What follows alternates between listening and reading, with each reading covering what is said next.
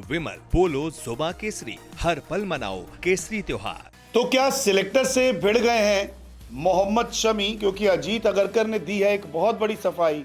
क्या होगी team India में एंट्री या फिर हो जाएगी विदाई? जी हाँ, मोहम्मद शमी ऑस्ट्रेलिया दौरे पर किसी भी टीम का हिस्सा नहीं है। मोहम्मद शमी को लेकर सिलेक्शन के वक्त ये कहा गया था कि वो अनफिट है और उनकी फिटनेस के बारे में सिलेक्टर्स को पता नहीं है।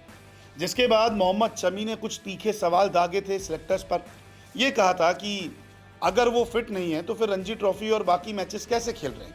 अगर वो अनफिट हैं तो आपको इसकी जानकारी होनी चाहिए, लेकिन ना आपको मेरे बारे में पता है, ना ही आपको मेरी फिटनेस के बारे में कोई जानकारी है। क्योंकि सिलेक्शन के वक्त यही कहा गया था कि शमी अनफिट हैं और उनकी अपडेट सिलेक्शन कमेटी के पास नहीं है।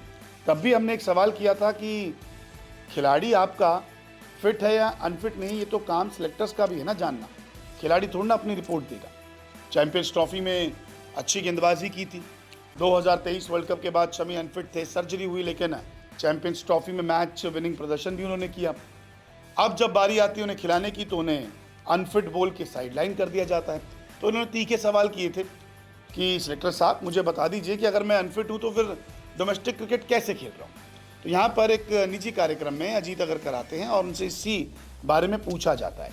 तो अजीत अगरकर कहते हैं कि देखिए, वो भारत के लिए एक अविश्वसनीय परफॉर्मर है।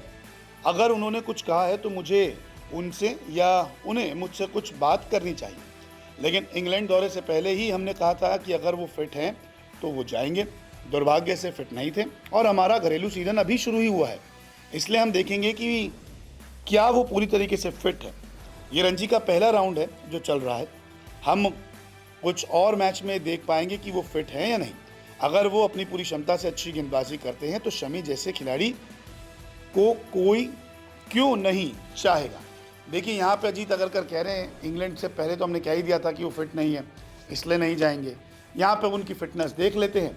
अगर वो फिट लगते हैं सिलेक्शन कमेटी को या सेंटर ऑफ एक्सलेंस को कि हाँ ये फिट हैं, ये अच्छी गेंदबाजी कर रहे हैं, इनको कोई प्रॉब्लम नहीं है, तो फिर तो शमी टीम में आएंगे क्योंकि वो मैच विनर है। लेकिन जब पहले सिलेक्शन हुआ तब ये कहा था कि उनकी जानकारी सिलेक्शन कमेटी को नहीं है। अब मोहम्मद शमी ने सिलेक्शन के बाद यही एक बयान दिया था जिसमें उन्होंने तीखे सवाल किए थे और कहा था, मैंने पहले भी कहा है कि चैन मेरे हाथ में नहीं है। अगर फिटनेस का कोई मुद्दा होता है तो मैं ये बंगाल के लिए नहीं खेल रहा होता। मुझे लगता है कि मुझे इस पर बात करके विवाद खड़ा करने की ज़रूरत नहीं है। अगर मैं रणजी ट्रॉफी खेल सकता हूं तो मैं 50 ओवर का क्रिकेट भी खेल सकता हूं। अपनी फिटनेस के बारे में अपडेट देना मेरा काम नहीं है। बात तो सही है भाई, आप सिलेक्टर्स हैं तो आपको इसकी ज़्यादा जानकारी होगी ना कि कोई खिलाड़ी, आपका प्राइम खिलाड़ी जो इतना बड़ा परफॉर्मर है, वो फिट है या नहीं है। ये तो सिलेक्शन कमेटी और बीसीसीआई देखेगा। अब कोई खिलाड़ी थोड़ा ना जाके उन्हें बोलेगा जी मुझे सिलेक्ट कर लो, मैं फिट हूँ। ये तो आपकी जो एक मैनेजमेंट कमेटी है, सेंटर ऑफ एक्सलेंस है, या फिर आपके जो स्टेट ऑर्गेनाइजेशंस हैं, वो आपको बताएंगे ना हमारे खिलाड़ी फिट हैं।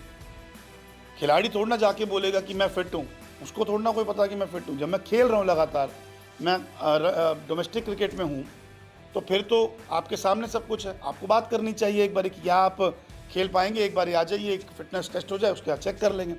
यहाँ पे कोई बातचीत नहीं। अब देखते हैं कि ये मामला आगे और कितना बढ़ता है, लेकिन अभी सबको इंतज़ार है कि शमी की एंट्री टीम में कब होती है और कब वो एक बार फिर से भारत के लिए खेलते हैं। आपको क्या लगता है इस पूरे मामले पर? कमेंट कर ज़रूर बताएं।